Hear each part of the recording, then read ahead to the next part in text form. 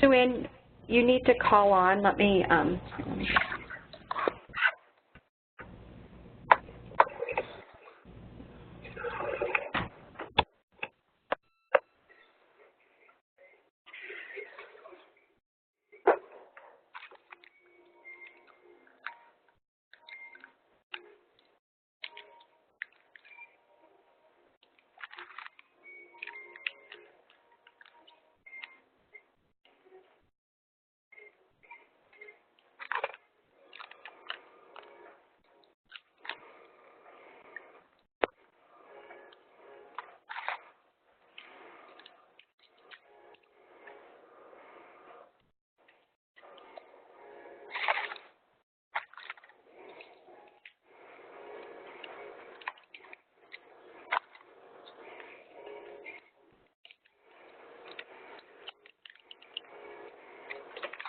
Hello. Hi. How are you? Good. Oh, good.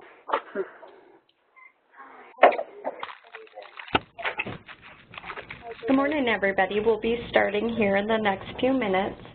I have everybody unmuted so we can hear everything that's going on. So if you have any talking in the background or any background noise, if you could please mute, that would be great, unless you have a question. And like I said, we'll be starting here shortly. How do you mute? I don't know how to mute.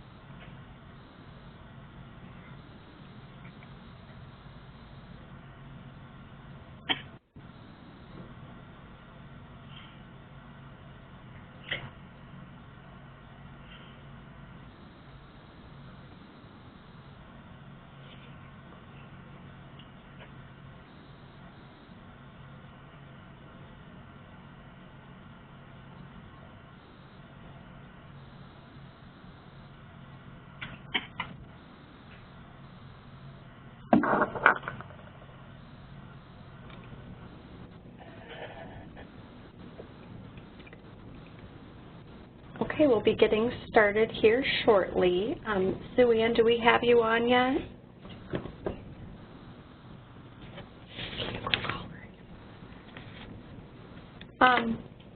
We're trying to get our presenter on. It'll just take a couple of minutes here.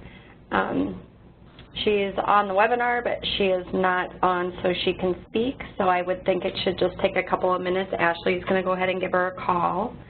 Does anybody have any good news as far as their falls program or what they've implemented so far from these from this community practice?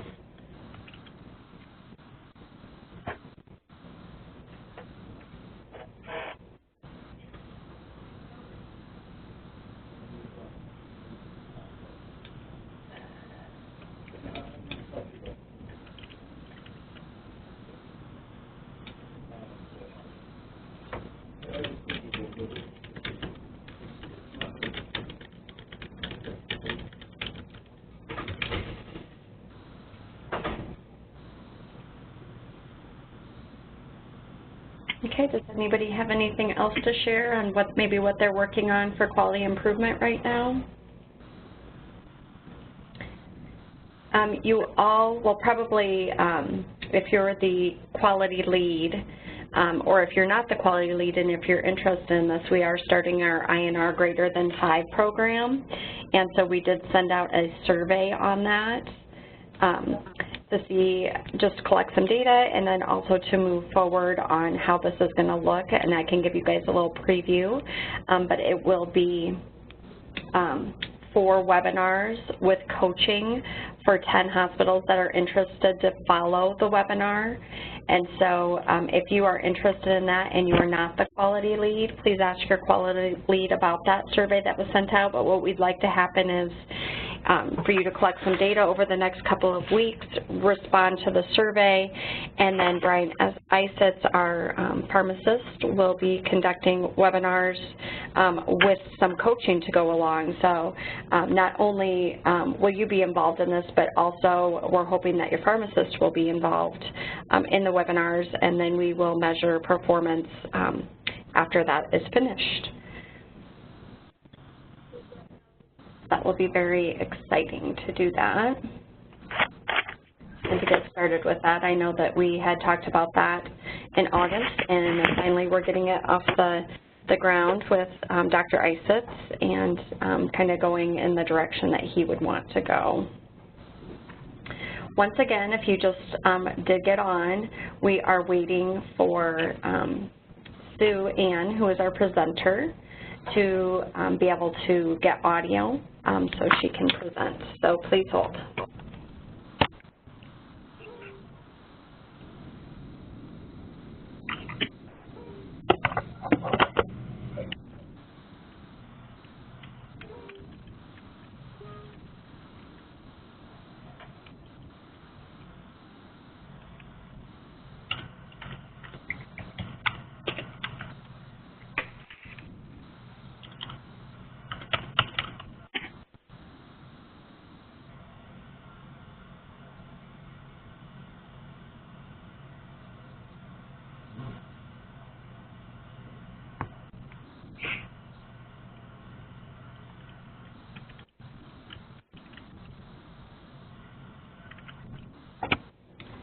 Sue Ann, do we have you on the call yet?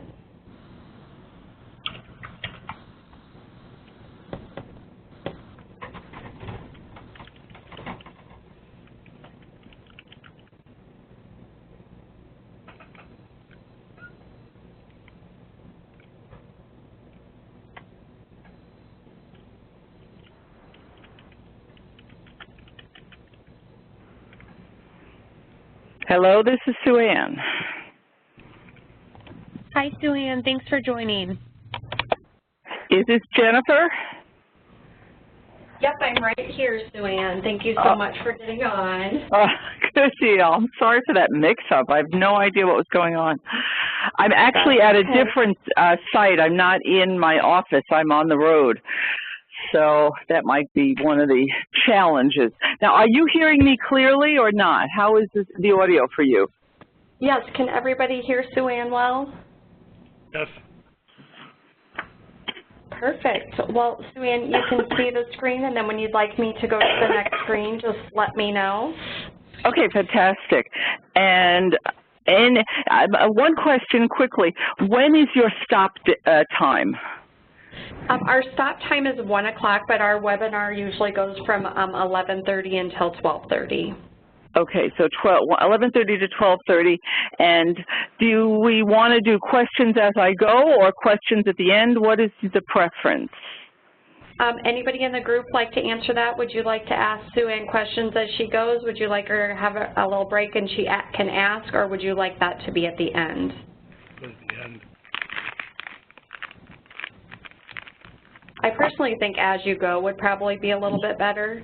Okay, what I can do is just stop as I go and say, are there any questions, and we can proceed that way. That would be wonderful. Thank you so much. Okay. All right, we'll get started. Let's advance the first slide. Second slide is objectives. Let's roll over to the third slide. And the third slide essentially is giving a brief background to how it is that I came to doing this webinar today.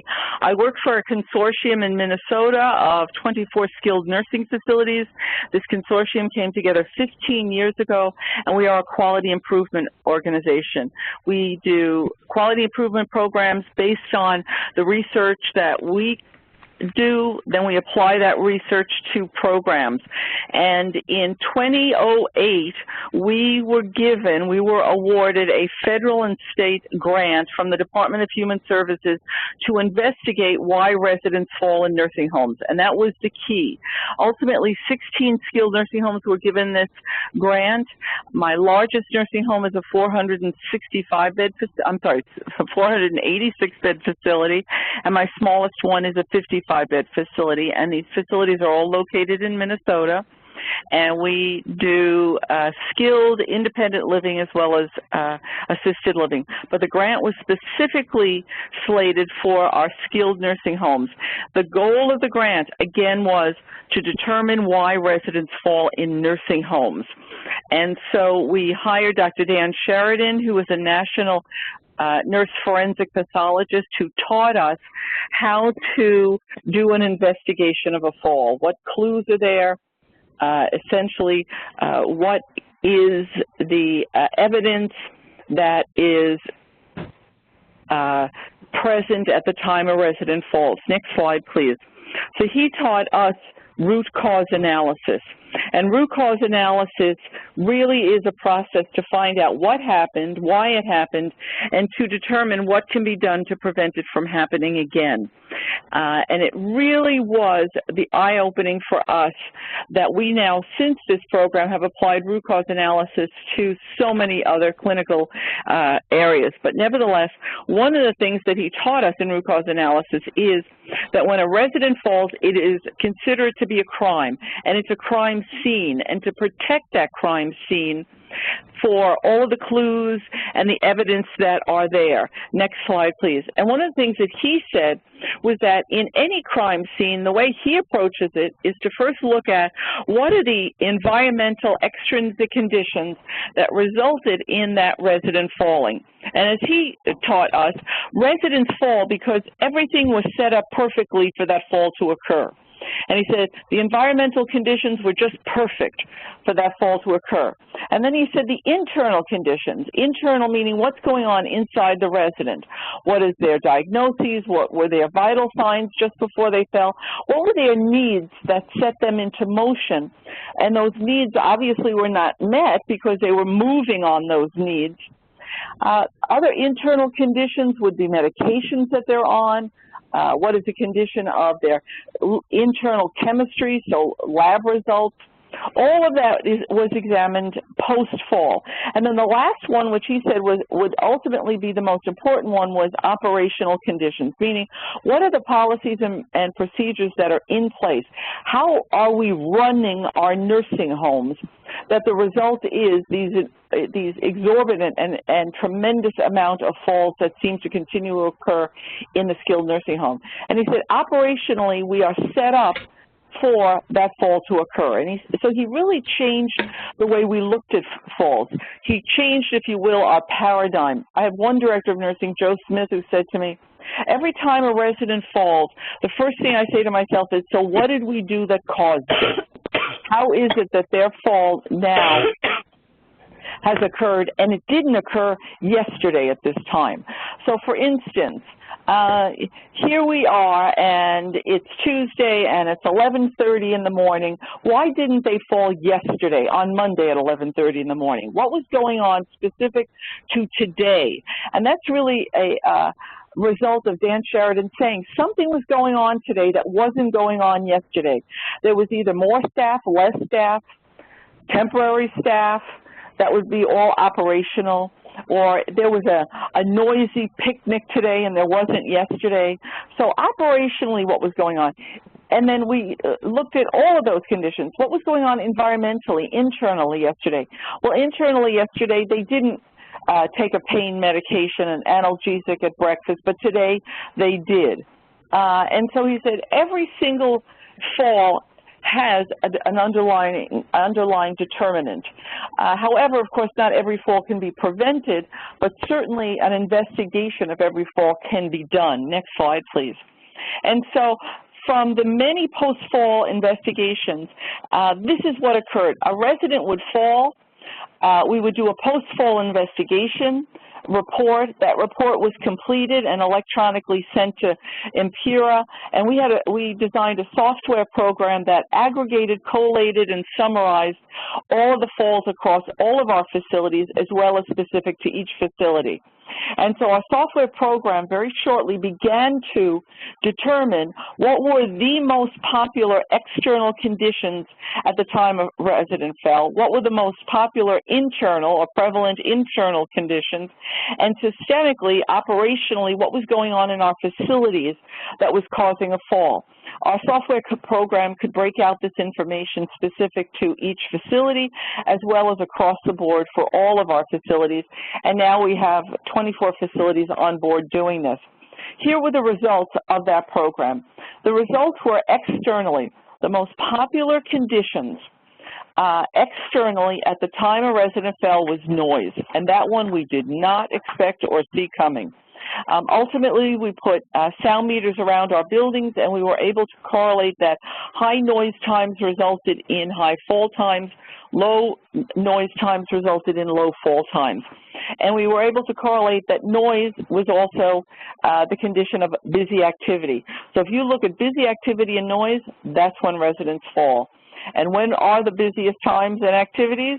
Well, that's the systemic conditions of shift change and break times we found to be the most popular fall times. The other external conditions that we identified was a lack of environmental contrasts, and specifically we looked at doorways, thresholds, and toilet seats. We found that most of our facilities had white or light toilet seats against a white or light floor. Once we put in dark toilet seats, we were able to reduce the amount of falls in bathrooms.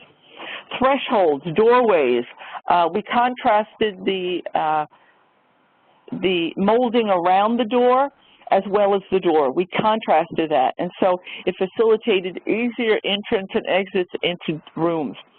The lack of the placement of resident furniture, equipment, and personal items not where the resident expects them to be, we identified. For instance, we weren't as diligent as we ought to have been on asking a resident, where would you like your eyeglasses? Where would you like your Bible? Where do you usually put your cane when you go to bed at night, your walker when you go to sleep? And so we got more diligent in placing things where residents expected them to be. And most importantly, what side of the bed do you usually get out of at home? Do you usually get out of the right side of your bed or the left side? And we found many of our residents would answer, well, I got out of the left side. And we were looking at a resident now in our facility who, if they got out of the left side of their bed, they would walk into the privacy curtain between them and the bed next to them. And so we really did a lot of work in that area. Internal conditions at the time of fall, a resident has a poor balance, and we really wanted to know why do they have a poor balance. And here was something that startled us and has since changed the entire culture of how we run and operate our nursing homes. We identified that sleep deprivation, or more correctly, sleep fragmentation, was the underlying systemic cause of almost all of the problems our residents faced. Their poor balance were due to the fact that they were so sleep fragmented, they did not have a good steady balance. The other condition causing poor balance, medications and the side effects of medications, specifically orthostatic blood pressure. A sudden drop in the blood pressure upon rising is a frequent side effect of many of the medications our residents take, causing poor balance. And then endurance and strength. Again, they are so tired, they are so sleep fragmented and deprived, they have no strength or endurance in order to continue to walk or move, and so they fall down. The primary systemic causes of falls are the policy and procedures that we have in place that actually contribute directly to falls. Some of the problems, some of the policies and procedures would be interrupting sleep at night, restocking rooms at night, disrupting residents' routine during the day because we need to, quote, run a nursing home. And so the running of the nursing home by interrupting them when they would like to have quiet times was one that we identified. We looked at shift change times, break times. We did identify that some facilities have very specific days of the week that residents fall more often than other days of the week. We didn't find it consistent days through all our facilities, but rather consistent days within a facility. So some of our facilities, weekends were horrendous fall times, yet other facilities, weekends were pretty good. They didn't fall as often. Some facilities identified Mondays and Fridays to be high fall days, and yet other facilities, Tuesday, Wednesdays were. And then once again, we did root cause to delve into why. What are the conditions that are different on a weekend where falls are less, or what are the conditions on a weekend that falls occur more? We looked at locations of falls. We found that most of the falls occur within the resident's room. Second to that are hallway, and then third are congregate areas. The types of falls, number one, are transfers. Number two is reaching and stretching to get something. We looked at routine staff assignments and staffing levels. We didn't necessarily find that more staff resulted in less falls, but rather which staff were employed and what were they doing at the time of the falls. And we also identified that we employed a lot of staff when we really did not need them. Or let me put that in a better wording, when the residents didn't need them. We were hiring and employing housekeeping, maintenance before 8 a.m. in the morning, and we really don't need them. I know they think they are needed before then because, as we heard from maintenance and housekeeping, well, I have to clean congregate areas. Yeah, but we really need you here 4 or 5 in the afternoon when more falls are occurring. We looked at activities and social service and said we really don't need them before 10 a.m. in the morning. And so we shifted staffing levels. We split staffing levels. Next slide, please. And so those were the causes, and just so ever briefly, some of the outcomes that we did. The biggest takeaway from our fall program was the external lesson learned, and that was if we stop the noise, we can reduce the fall. Next slide, please. And then the most prevalent internal lesson that we learned is that if we can just stop disturbing their sleep, then we can reduce falls. Next slide, please. So those were our big takeaways. The single biggest takeaway from our fall program was the generic systemic way in which we run nursing homes that contributed to falls. And here's how we really came to that conclusion. We noticed on the MDS the Section D mood status change was getting worse and worse as residents stayed in our facilities longer and longer. In other words, their moods worsened. Their cognitive changes declined. And we were attributing that declination in their cognitive status to their diagnosis of dementia. And we said, well, of course it would decline because we don't have a cure for dementia. And so it would be understanding that it would decline. But we were, in hindsight, a little bit too glib and a little bit too dismissive of those conditions being the reason for their cognitive changes.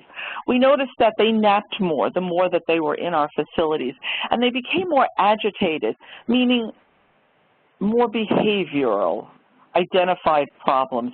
They developed, quote, behaviors that then get documented on the MDS, and more falls. So all of that we ultimately identified was those all had an underlying cause of sleep disturbance and sleep fragmentation. And so what we need to say to ourselves is, if all of us had our nightly sleep disturbed every 2 hours, how would we appear in 6 months, 2 years, or even 6 weeks? And I dare say our mood status would decline. Our cognitive status would be greatly impaired. We would be taking a heck of a lot more naps. And talk about being very angry and agitated. And yes, we would be uncoordinated. Next slide, please, and falling down more. So we went back to the government, and we said to the government, we have identified the primary systemic cause of falls and internal cause of falls, but we can't do anything about it because it's the way we run our nursing homes. We turn and reposition every 2 hours. We're doing these assessments that result in disturbing residents' sleep at night. We get residents in from the hospital and they're unstable, and so we're doing vital signs all through the night. And so you all know the many reasons why are we disturbing sleep at night? To restock incontinent products, to restock personal hygiene products. We disturb residents at night to draw blood. The phlebotomists come in and draw routine bloods at 4 or 5 a.m. We have contracted vendors that come in and do carpet extraction at night. We have maintenance doing linoleum stripping at night. And so we really looked at what is disturbing our residents' sleep at night, and we thought, it's the way we run our nursing homes. That's why their sleep is disturbed at night. And so we went back to the government and said, while we've identified a primary operational condition for why residents fall, that is sleep disturbance, there's little or nothing that we can do about it, unless you give us another 3-year grant. And so the fall prevention grant ended actually on September 30th, 2011. And on October 1st, 2011, the very next day, we were awarded another 3-year grant. The goal being, next slide please, to specifically stop disturbing sleep at night. So the goal for the new grant, and it was a 3-year federal state grant, was to have undisturbed sleep at night. That was our #1 goal. And next slide, please. And our second goal was to have residents more fully awake and engaged during the day. Next slide, please. We defended this program. No, go back 1 slide, please. We defended this program to the government by saying, if you can go back 1 slide. We defended this program to the government by saying that CMS and long-term care providers have never considered sleep as an integral part of the plan of care and services provided to residents. We never, and I have now, this year I'm celebrating my 40th anniversary as a registered nurse, and 32 of those years are in the long-term care profession. I have never written a care plan where I said the resident's sleep is so poor. I never even knew how to do a sleep assessment. And so part of my professional career reflects a disregard for resident sleep at night, as well as CMS. And so we went back to CMS, the Department of Human Services, next slide please, and we said we need to change that culture. We need to protect sleep at night. And so this program is a combination of nationally recognized, evidence-based sleep hygiene scientific research studies and the application of the most cutting-edge practices to enhance resident sleep. We really educated ourselves on sleep science and sleep hygiene. And we are challenging some of the standards of practice, operational procedures, and regulatory requirements. We are challenging the way our regulations do not protect our residents' sleep at night in nursing homes. The first thing we had to do was learn sleep. We knew little or nothing about sleep. We didn't understand the etiology of sleep, and so we at Empira became very astute and much more skilled in sleep-wake science. Next slide, please. The biggest thing is that we identified our own sleep deficit. We didn't know, or knowledge deficit, I should say, we didn't know what is the etiology of sleep. How do human beings wake up and go to sleep? Next slide, please. We learned from the international studies that sleep has been studied intensively for about the last 2 decades. It has become much more sophisticated science in the measurement of sleep. And I know there are some people listening who have probably gone to sleep labs where you go for an overnight 12-hour study and electrodes are put on the brain to measure, on the skull to measure brainwave activity, on the eyes to measure eye movement activity. Vital signs are taken throughout the night.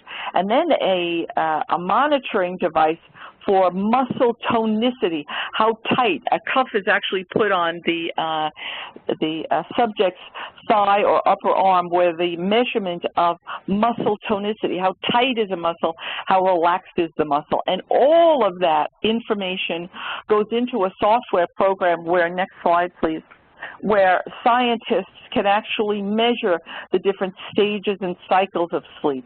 Another brand new development is the Actogram, or the ActiveWatch. The ActiveWatch now has been commercially made into a product called a Fitbit. The Fitbit is not anywhere near as sophisticated as the ActiveWatch, but the ActiveWatch was designed about 7 to 8 years ago, and it's a device worn on the wrist 24/7, and it really helps identify the, if you will, the next slide please, it really identifies all of the parameters of sleep. And so what happens is our residents, we purchase these ActiveWatches, put them on residents. They were on residents for anywhere from 4 to 7 days, 24/7. We then took the ActiveWatch off, put it on a port on a computer, and it was, what was downloaded was a full sleep-wake assessment report. For the first time ever, all of our residents had a much more comprehensive sleep-wake assessment.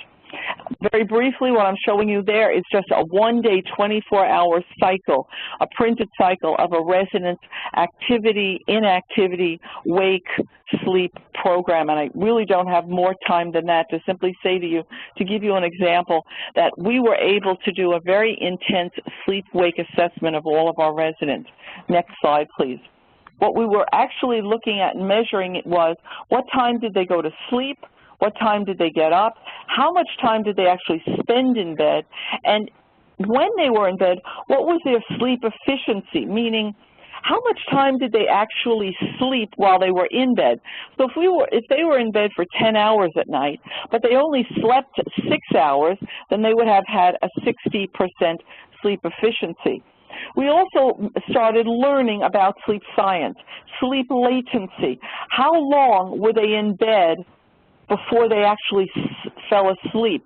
Many of you probably are aware of the fact that you go to sleep at night, you're fully exhausted physically, you close your eyes, and suddenly your brain turns on and you can't fall asleep. And so that is a scientific condition called sleep latency. Or are you one of those people who you can drop off to sleep, that's not a problem, you fall asleep, but in the middle of the night you wake up and you can't go back to sleep?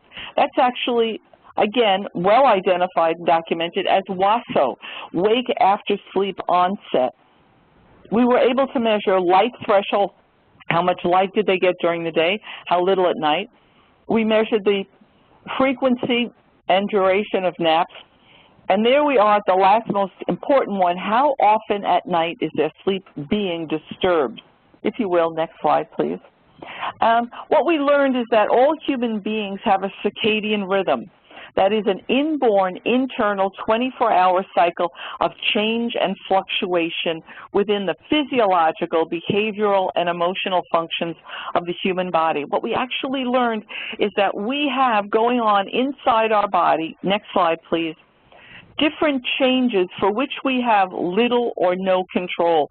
And when you have more time, I'd really encourage you to look at the average human biological clock, because things go on in our body based on the time of the day. Because it is 10 o'clock in the morning, I am most alert. Because it is 9 a.m. in the morning, men are making the highest amount of testosterone they'll make in the 24-hour period. Or because it is 11 o'clock at night, our body stops making a hormone called serotonin and starts making a hormone called melatonin. And so none of us got up this morning and said, okay, it's 7 a.m., I better start making some serotonin. We didn't do that, but it was being done. And it was being done because that was the time of the day. Meetings are the first Wednesday of the month from 4 to 6 p.m. Hearing somebody else competing with me. If somebody put us on hold, can you please understand and care. We are here for you and hope you join us for a monthly grief support group session. Otherwise, will keep going. Let me see if I can figure it out. Okay, thanks, Jennifer. Thank you.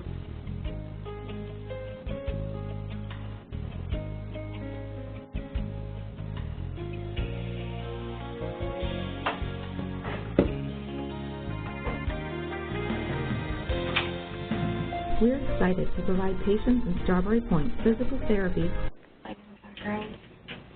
Are we okay? Did it stop? Yes. Okay, perfect. Okay, so just to get back, I think at another time I'd encourage all of you to really take a look at a human biological clock of circadian rhythm changes. And this is probably 1/100th of the changes that occur in our body, fluctuations of change that we have little or no control over, but the change is occurring because it's that time of the day. If you will, next slide, please. We really began to look at and investigate the effect of sleep deprivation on the human body and sleep fragmentation on the human body. And next slide, please. And so that's what this next slide will show you, is all of the scientific research that has been done in sleep deprivation and in actually identifying the causation of sleep deprivation on the body. Can I have the slide change, please? Yeah, there we go. And so that is the scientific investigation into deprivation of sleep on the human body. Just a few of the effects. Next slide, please. One of the things that we also learned was that human beings have a very narrow, healthy time window of sleep. All human beings ought to sleep 7 to 8 hours. That would be an ideal, healthy system of sleep. I know that many of us sleep only 5 to 6 hours at night, and we do function the next day, but all of the scientific research reveals that we won't function as well had we slept 7 to 8 hours. We also, for people who sleep less than 6 hours or consistently more than 10 hours of sleep at night, will all suffer from a deprivation in longevity. People who consistently sleep for short hours, I hate to be so blunt, die sooner. People who have consistent sleeping patterns of less than 6 hours or less will suffer from cardiovascular conditions, diabetic, endocrine diseases more often. We also sleep, next slide please, in very specific, and this is where all of the research has been focusing on more recently. Next slide please. And that is that we sleep in cycles. We sleep in 4 to 5 cycles at night, and each cycle is 2 hours long. And this is key to why our residents are really falling, because they're not getting these cycles of sleep. Ideal, every night, people should sleep in 4 2-hour cycles. And each cycle has within them stages of sleep, stage 1, 2, 3, and REM, or stage 4. 1, 2, 3, REM, 1, 2, 3, REM, and we wake up in the morning. Each of those stages has been identified scientifically as producing very specific results in the human body. Next slide, please. Stage 1. Stage 1 sleep is a transition from wake to sleep. Stage 1 generally lasts 5 to 15 minutes. Brain waves begin to flatten. Eyes begin to move more slowly. Muscles begin to relax. Every once in a while, we'll have this sudden twitch or feeling of falling, and we twitch awake. And that literally is that the muscles have relaxed too quickly, releasing too many minerals and enzymes into the surrounding area. So we suddenly have a twitch. But we should be falling asleep within 5 to 15 minutes. Our vital signs begin to drop. We begin to breathe more deeply and more slowly. Our core body temperature begins to drop. Pulse respirations begin to go slower. Next slide, please. Stage 2, the brainwave activity is getting even flatter. The eyes are moving less. The muscle tonicity is beginning to relax. The muscle is not as tight. It's beginning to relax. Peristaltic activity slows down. Brainwave slows down. And ever so briefly, we begin to do a computer save file trash of the events that have happened during the day. Our brain begins to look at the back 24-hour period and say, okay, what ought I be saving forever, filing for a short-term need, or trashing totally? Next stage, please. Next slide, which is the next stage. Stage 3 sleep. Stage 3 sleep occurs at about 90 to 100 minutes into this cycle of sleep. So about 90 minutes to almost 2 hours into sleep, the most powerful, deep physiological healing occurs. The greatest amount of healing occurs at stage 3 because the brain waves are almost flat, the muscles are completely flaccid, they're relaxed, the heart muscle is at its slowest, the pulse, respiration, core body temperature, blood pressure is at its flattest and lowest. And when all of this is at its greatest point of relaxation, the greatest amount of healing occurs at this stage due to the greatest amount of white blood cell formation, T4 cancer-fighting cell formation, and red blood cell re-oxygenation. Cellular molecular repair and regeneration occurs at stage 3 sleep. And we found when we put our ActiWatches on our residents, fewer than 20% of our residents ever entered stage 3 sleep. They just didn't enter this stage of sleep because we were interrupting them at 90 to 2-hour intervals. Next slide, please. If we allowed ourselves to continue to stay asleep for 2 hours, ever so briefly, we would enter REM sleep. Initially, early in the night, REM sleep only lasts for just a moment or two. As the night progresses, each cycle we get deeper and deeper REM sleep.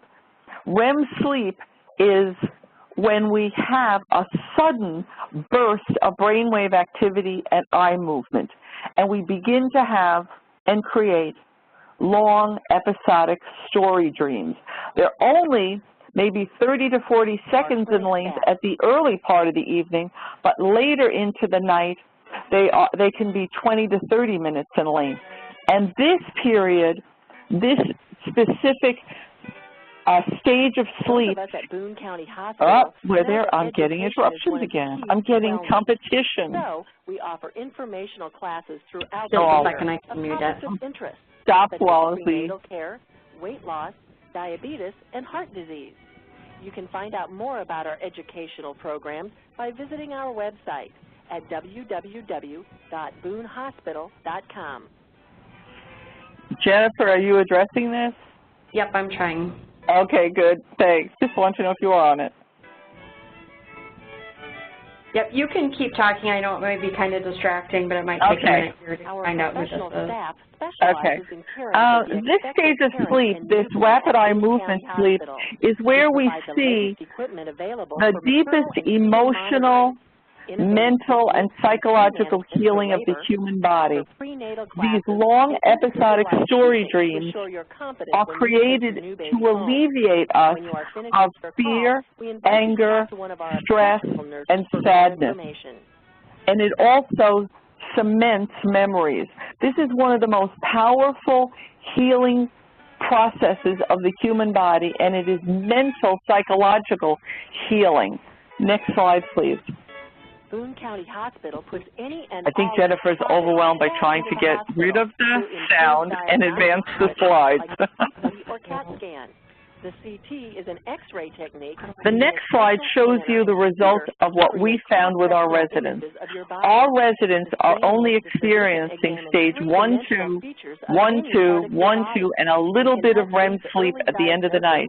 And why is that? Because we are interrupting their sleep. And every time you interrupt sleep, you have to start that cycle all over again. So when we interrupt their sleep, start again. 1, 2, start again. And so they never get the benefits of stage 3, stage 4 sleep. Next slide, please. What we did is we learned how human beings fall asleep and wake up. And the key, the physiological key to sleep and wake is light and darkness. If you will, next slide, please. Light enters the human eye, and that light wave travels down the human eye to the back of the eye where it's picked up by a nerve, the suprachiasmatic nerve. So that wavelength from that light hits that nerve, and that wavelength travels down that nerve. That light wave, if you will, is changed into an electronic impulse, and it travels down to the center of the brain. And here is the key, and here is the key of our whole program. In the center of the brain is the pineal gland, and the pineal gland produces 2 hormones. The first hormone, serotonin. Serotonin is produced when a light wave, the electrical impulses from that light wave, hits the pineal gland. The pineal gland gets a message. It is light outside, and when it gets that message, it starts to produce a chemical, a hormone called serotonin. And when serotonin is released into the bloodstream, it explodes absolutely the brainwave activity. Brainwaves begin to increase. Eye movement increases. Serotonin crosses over into the heart muscle, and the heart muscle starts to contract more rapidly. So we see an increase in the pulse, blood pressure. Serotonin enters the lungs, and we breathe more rapidly. Serotonin enters every single organ in the body, and it literally wakes up that organ, and it produces more activity within that organ. So all endocrine gland secretions increase in the presence of serotonin. Serotonin increases peristaltic activity. It enters our mouth, and we become more hungry. It enters every single muscle and ligament, and we can actually move more rapidly. We can constrict our muscles more tightly. Serotonin, in essence, is the wake-up hormone, and it is produced because light travels to the back of the eye, converted into an electrical impulse that travels to the pineal gland, and serotonin is made, manufactured, and distributed through the body. The inverse of that happens when it is dark. The darkness enters the eyeball. The lack of light stimulation, or the lack of a light wave or darkness, travels down to the pineal gland, and the pineal gland gets a reading. It is dark outside. Stop making serotonin. Start making another chemical, melatonin, and melatonin does just the opposite of what serotonin does. If you will, the next slide, please. Melatonin is a powerful chemical. And next slide, please. And melatonin is made in the presence of darkness. When melatonin is released into the bloodstream, brainwave activity stops. Eyes stop moving. We begin to breathe deeply. Our heart slows down. Our brain waves become less and less active, and our muscles begin to become totally relaxed to the point of spasticity.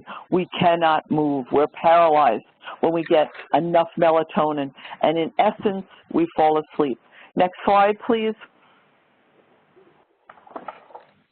The next slide simply tells you serotonin, and I've already mentioned that. Next slide, please.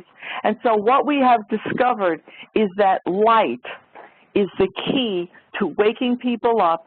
Darkness is the key to putting people to sleep. But only about 8 to 10 years ago, Rensselaer Polytechnical Institute in New York identified something else. They identified that it's not just how bright the light is, it's actually the color of light that puts us to sleep and wakes us up. If you will, the next slide, please. If all of you would take a look at this picture, this is a picture of an office, and the office is filled with a lot of white blue light. And my question to everybody would be the following. If you had to work quickly, work swiftly, and have a high work output, so you got to work very quickly, very swiftly, come up with a lot of creative ideas, and have a high work output, where is that more likely to occur? In this office, please advance the slide, or in the following office? Where are you going to work quicker, swifter, faster, or have a higher output? This office has a lot of red, yellow, orange light. Next slide, please. The next pictures are of restaurants. This restaurant has a lot of white, blue light. So blue, purple, white light. My question again, where are you going to eat quickly, expect to be served quickly, eat fast, and get out soon? This restaurant, or, next slide please, this restaurant. Do you expect to eat quick, eat fast, be served quickly, and get out fast? More often than not, and in most situations, people would say, I would work faster in that bright white-blue office, not in that yellow-orange office. I would eat way more quickly in that white-blue light than in this light. In this light, I would eat slower, I would take my time, and I would leave later. Next slide, please. What we have discovered is that the color of the light speeds up internal activities, and it actually, next slide please, it actually speeds up the production of melatonin and serotonin. Violet, blue, green light is all very rapid, quick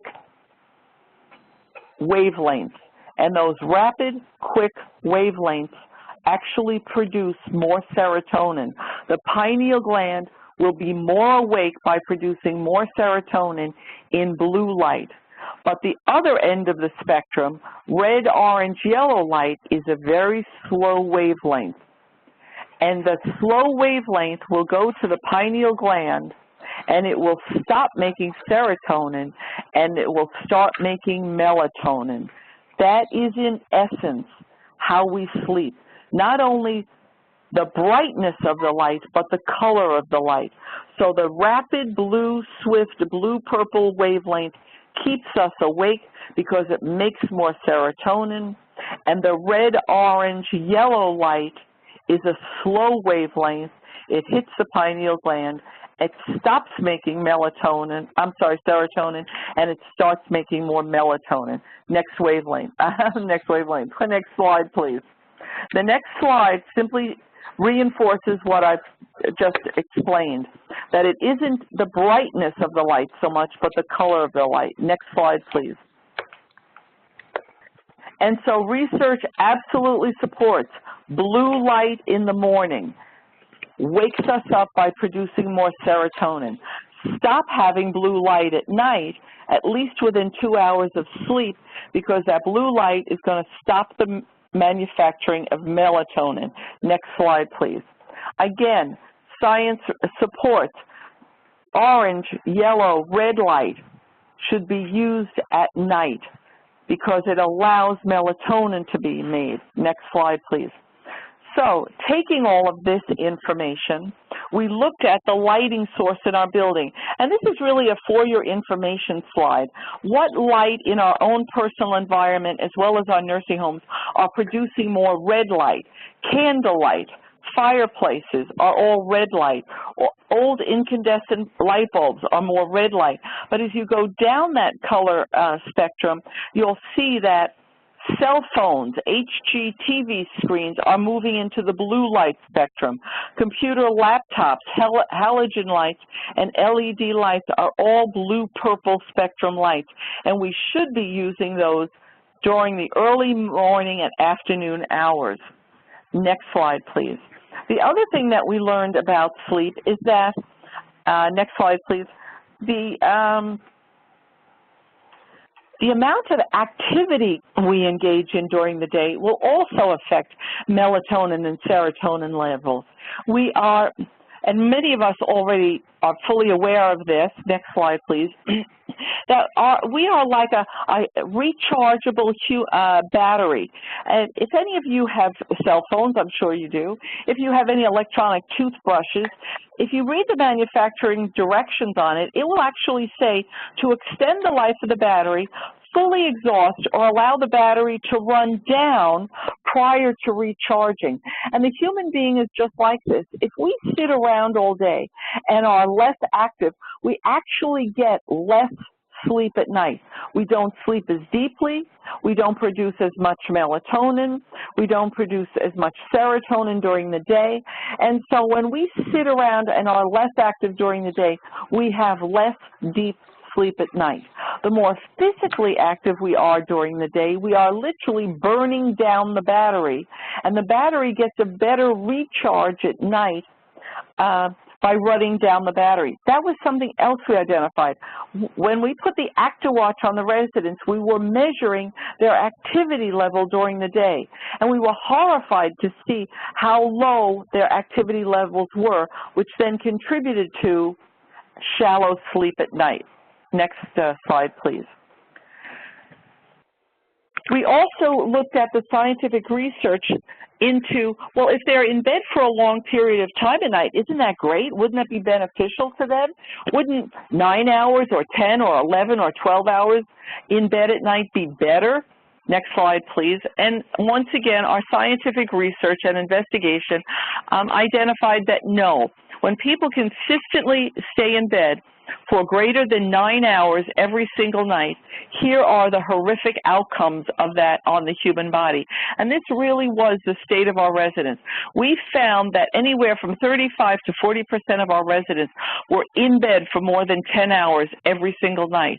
I mean, I know who I'm speaking to, and the people who are listening are people who put residents to bed or assist in getting residents to bed at 6:30 to 7:30 at night, and the residents are not getting up until 6:30, 7:30 in the morning, and that is a consistent routine of how we run our nursing homes, that residents are in bed for greater than 10 hours at night, and the result is dehydration, progressive cardiac deconditioning, postural hypotension, reduced lung capacity. These are all the outcomes that scientists have found from people who are in bed for more than 10 hours at night.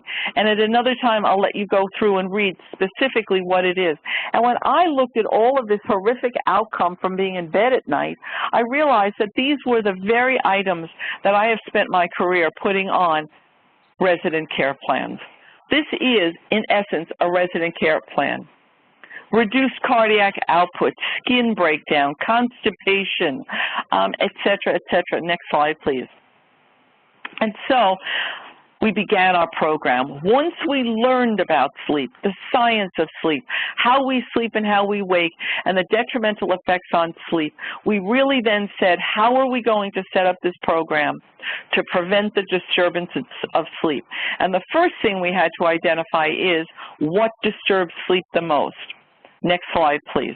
We looked at and wanted to do research specifically into identifying what are the environmental, clinical, and operational factors, what is in place in these residents' lives that their sleep is being so disturbed. Environmentally, we knew light is on all night, and the most incorrect color of light is on.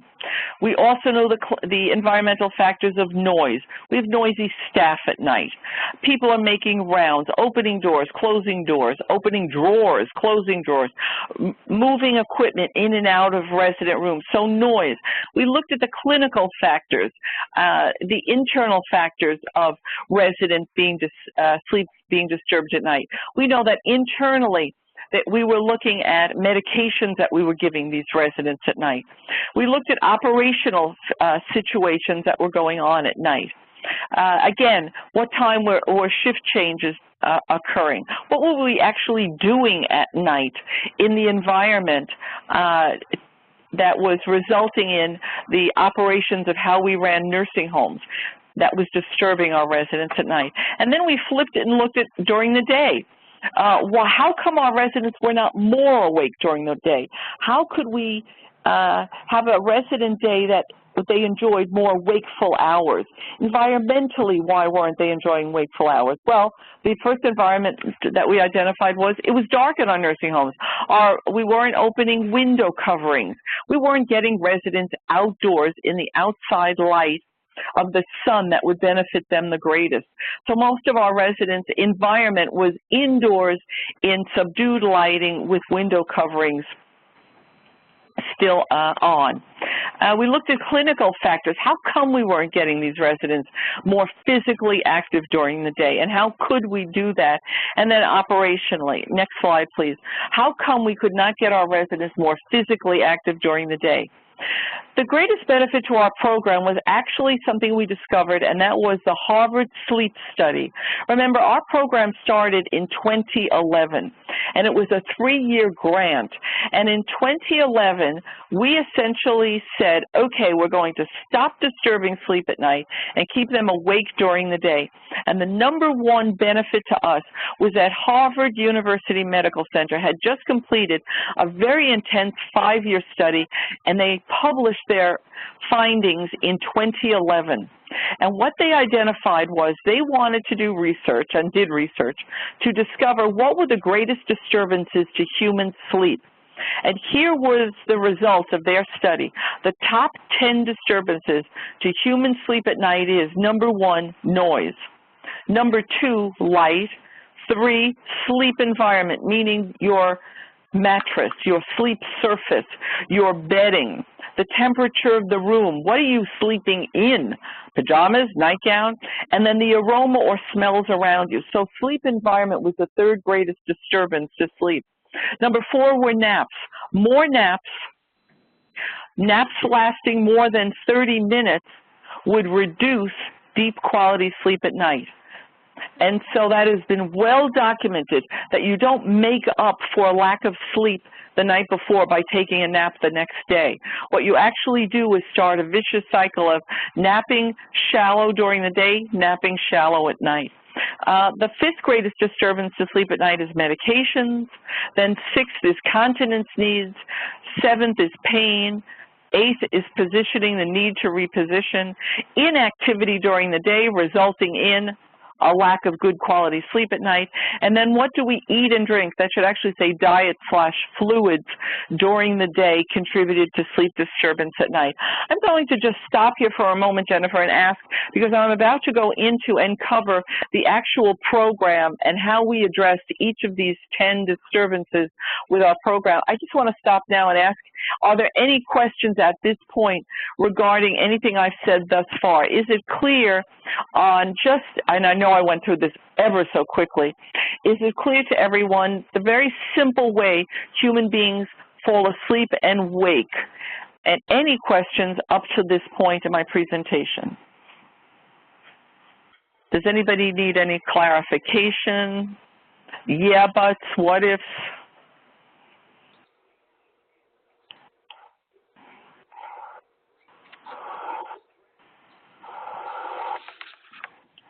Because if there aren't any questions, I'll move on and actually explain, again, ever so briefly, how we addressed each of these disturbances. Because the way we ran our program, how we rolled it out was we said, this is huge. We were overwhelmed at the beginning of our program, and we said, how are we going to start the program?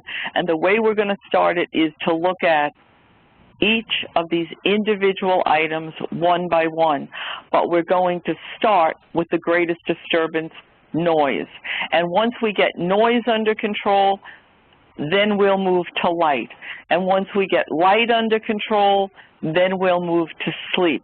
So we did a very specific one by one move down this program, and here's what we did. Next slide. Could I interrupt for just a second? Please. So this webinar was supposed to end at 12:30, but if you have time to listen to the rest of it, I think even though she's speaking about how this happens and she did this in a nursing home, it still applies to our hospital patients. And I want everybody to know that if you do have to get off, because I do want to respect your time, I am going to continue letting her speak, and this is being recorded. We will put it on our website, and I also will share her slides on HenHub. But I think hopefully before any people have to kind of get off, can we give Sue-Ann 3 takeaways that you've received from her speaking today, things that have maybe made you think a little bit more about how we're doing our patient care and how that's affecting falls? If we could have 3 takeaways before she continues. Thank you, yes.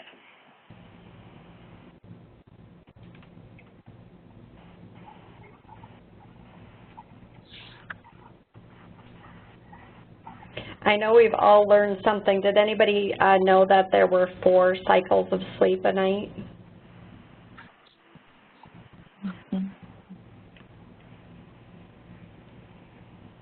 Or about the circadian rhythm and when melatonin kicks in and when it stops, and maybe when we think about our patients that are in the hospital for a reason, and it's not immobility, but we're having them lay in the bed all day, basically horizontal, and not having them get up and be upright, or letting them sleep the whole time even though they really don't need that.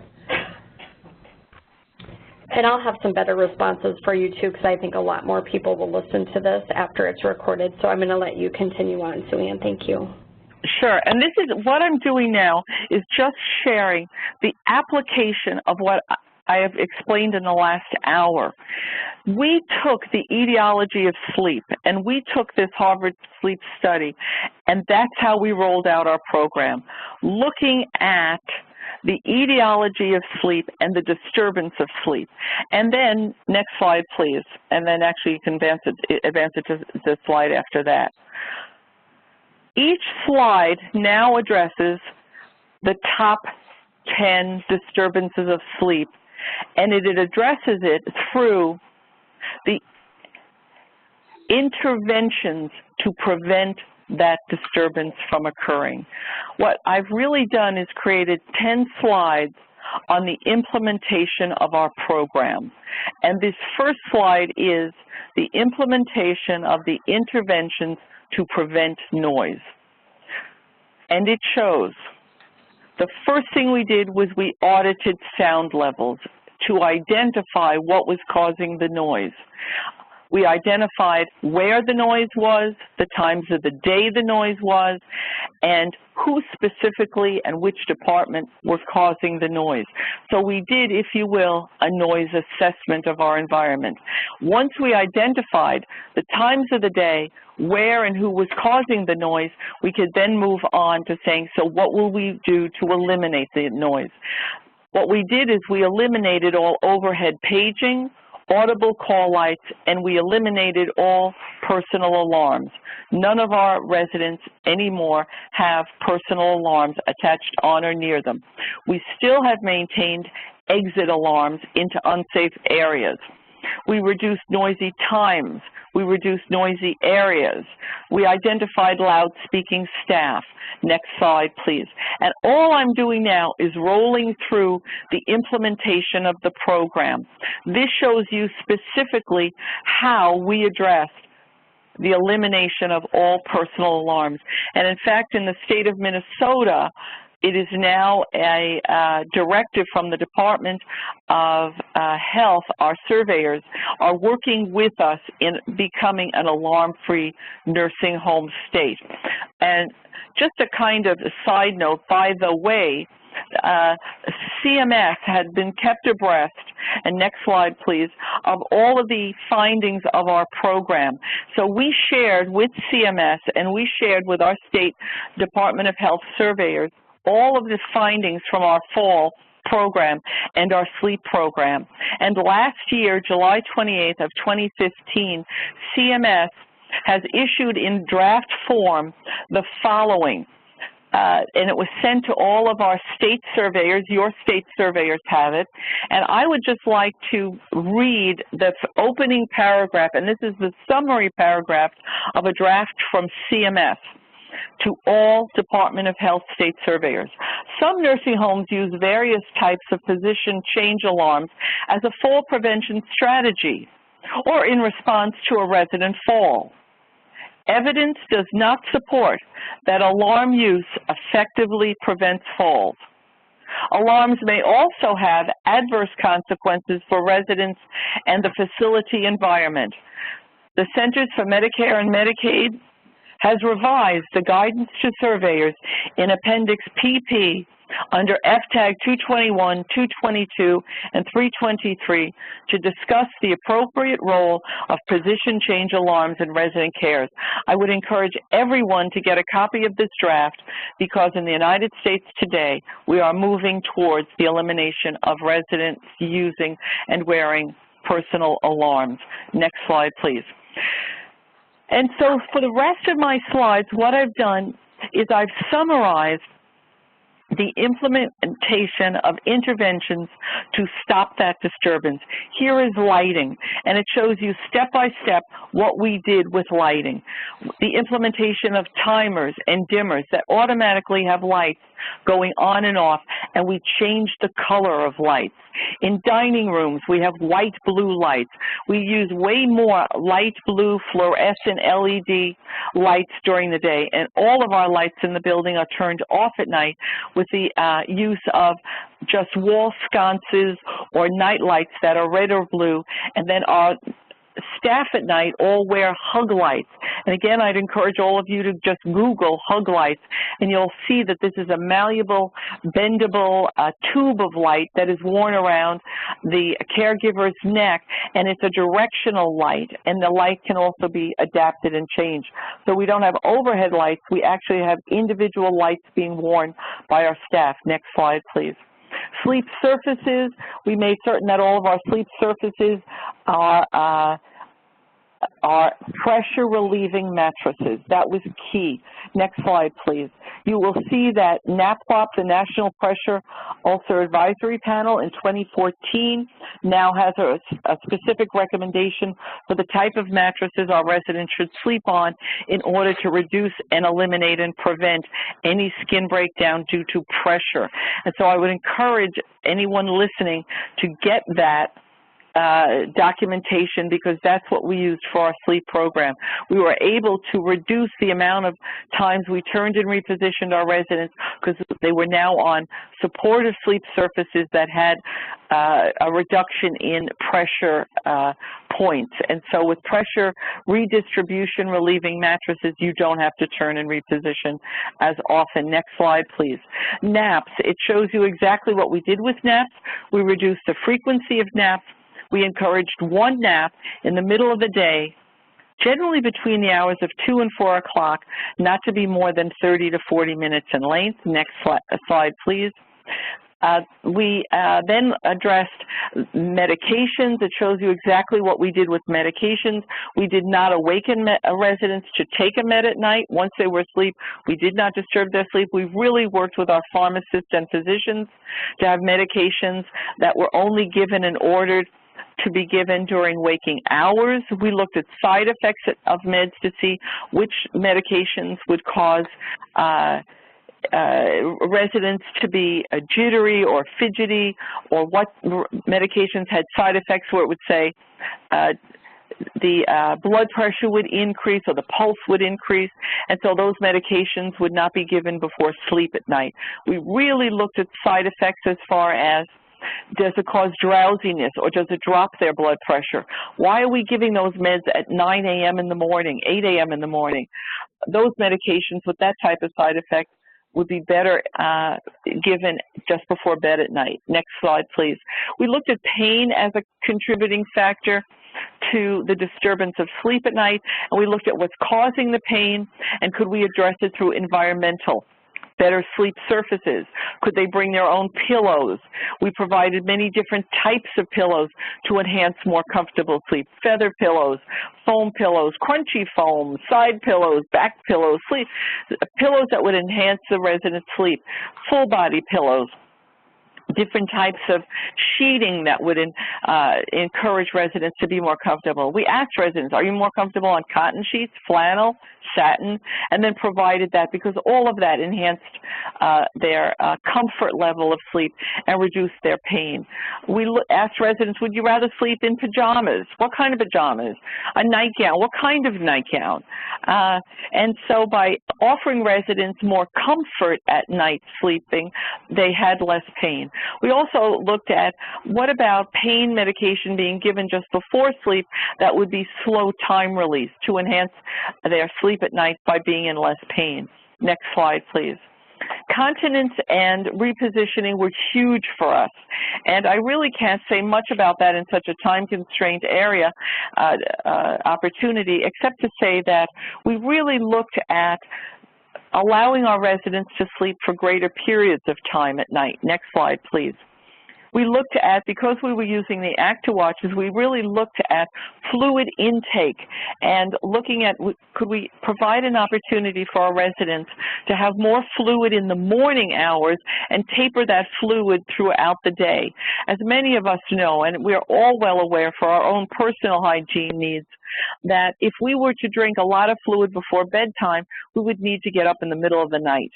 And so one of the things we noticed with our residents is we were pushing HS snacks and fluids, which was counter to a good night of sleep. We were giving medications in bulk at night, 4, 5, 6 meds before sleep, that resulted in them having to take more fluid to swallow those pills. Maybe we could offer those pills in liquid form, thereby reducing the fluid at night. In essence, our incontinence program was really a hydration control program, offering more fluids earlier in the day and tapering the fluid intake throughout the day to a reduction and cessation of fluid intake after the evening meal. And that really shows you on that slide exactly how we did that. We also encouraged and used overnight incontinent products, the products that have a polymer in the middle of the layers of the incontinent product that would allow the urine to be whisked away or pulled away from the skin surface. So now they have less fluid intake after the evening meal, resulting in less fluid output during the night, and what fluid output they do put out is whisked away from the body due to the polymer in the incontinent product. Next slide, please. We really took a lot of time going through and looking at our ActiWatches and seeing when are residents sleeping through the night. Can we push them from 2-hour disturbance to 3, 3 to 4, 4 to 6, and 6 to 8? Next slide, please. We couldn't even do this program without the knowledge and assistance of Nancy Bergstrom. I would say clearly that I would not do this program without downloading and reading intensely and following her citation there, the Journal of American Geriatric Society, Turning for Ulcer reduction. She really did intense research into sleep surfaces and the ability to allow residents to sleep longer and longer periods of sleep at night and reducing their skin breakdown. And so it was through her research. And then the next citation there is Jerry Lundgren, her article, Wound Care Advisor, in the she published in Wound Care Advisor, and her program was Turning Programs Hindering a Good Night's Sleep. Jerry Lundgren worked with us from day one to really prevent skin breakdown and allowing residents to sleep more consistently and for more hours without interruption at night, without increasing skin breakdown and incontinence. So for anyone doing or considering this program, I really must say that Nancy Bergstrom and Jerry Lundgren were invaluable to the program, and their research was. Next slide, please. The next couple of slides really are just a summary of Nancy Bergstrom's work on repositioning or reducing the need to reposition residents, and allow you to read those slides on your own. Next slide, please. Again, it's a summation of Nancy Bergstrom's work and Jerry Lundgren's work. Next slide, please. And then we looked at, lastly, diet and foods. We looked at the type of food that resident ate to enhance sleep and to enhance wakefulness. We looked at the amount of fluid that they took in. Next slide, please. We looked at the foods that actually enhance and give better energizing wake up in the morning. We looked at breakfast foods that actually wake the human body up and get us going, and we changed out our menus and encouraged residents to eat more of this breakfast items. We looked at snacks in the afternoon. Next slide, please.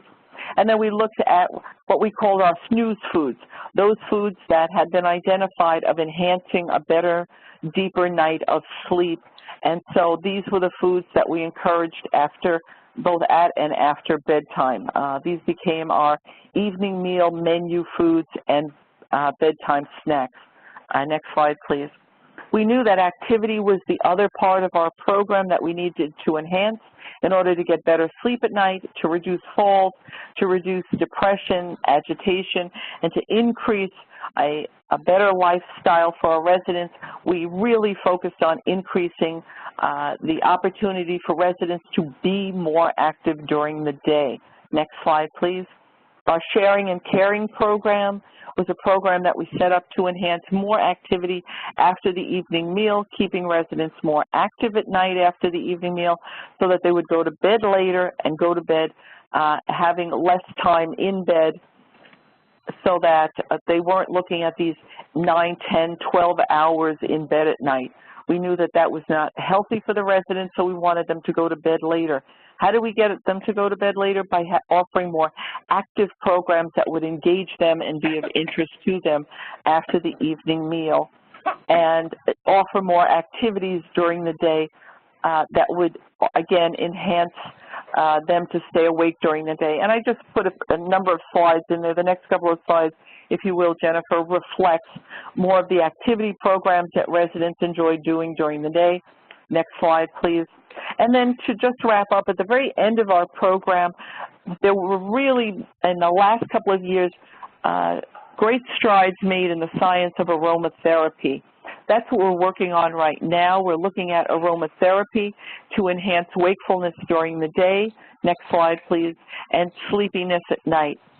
Science has well documented that the essential oils that are FCC accredited, and so we use those essential oils in our program right now. I'm really bringing you up to date with our current program, and that is that we're using essential oils to enhance wakefulness during the day, specifically the oils of citrus and mint during the day, and then at night, lavender and chamomile. And we're using these because we are aware of the fact that brainwave activity can be both stimulated by scent or relaxed by scent, and so that scent is yet another tool in our toolbox of enhancing wakefulness during the day and sleepiness at night. Next slide, please. And so to summarize, to really wrap up and summarize, if you will, next slide, please. Did the implementation of the sleep prevention program reduce falls in our nursing homes? I mean, that really was the key.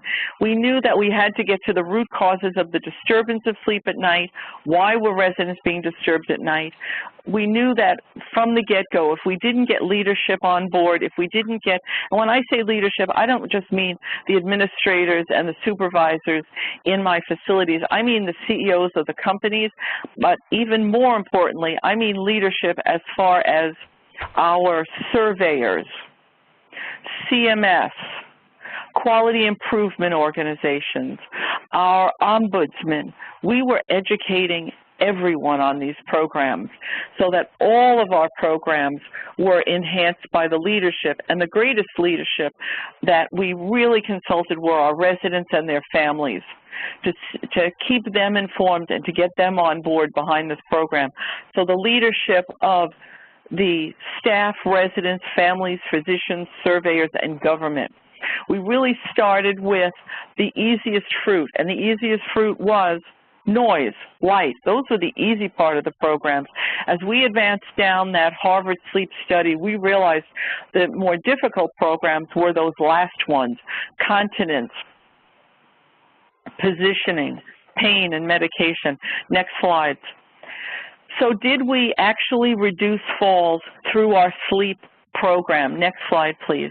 That was the key question here. I'm just sharing with you two of my facilities, and I've got dozens and dozens of these slides.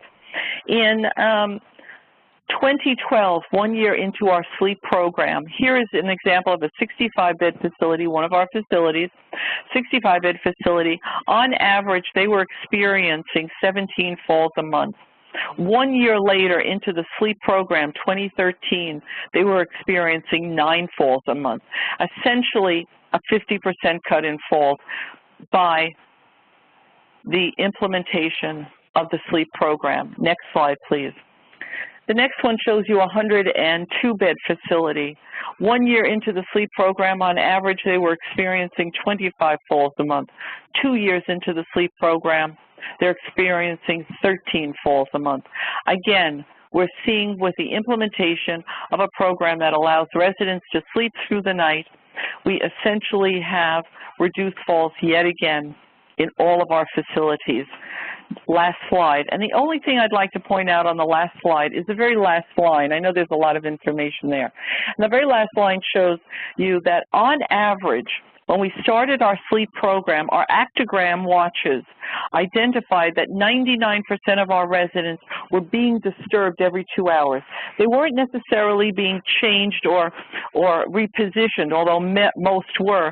Many of that disturbance was because of the activities that we were doing by distributing linen, incontinent products, et cetera, But we were able to identify through our ActiWatches that 99% of our residents' sleep was disturbed every 2 hours. 1 year into the program, we reduced that by 58% of our residents' sleep was disturbed by every 2 hours, and by 2013, it was 7%. That is a significant, obvious enhancement in the overall well-being and health of our residents. And that is my conclusion of my program. I want to thank Jennifer for the opportunity to present the program of Empira, and I want to thank the Iowa Healthcare Collaboration for the opportunity to share the work of Empira. Thanks again, Jennifer. Thank you so much, Leanne. Everybody enjoy your day, and again, we can discuss this on HenHub or via email, but I think that Suann did a fabulous job for us, bringing the sleep patterns to us, and even though she's talking about nursing home, we can implement a lot of these things into our hospital and just look at what's going on. So once again, have a wonderful day, and I will have this recording by the end of the week on our website, and then also I will put the slides on HenHub. Everybody have a great day. Thank you. Great. Thank you. Bye-bye. Bye.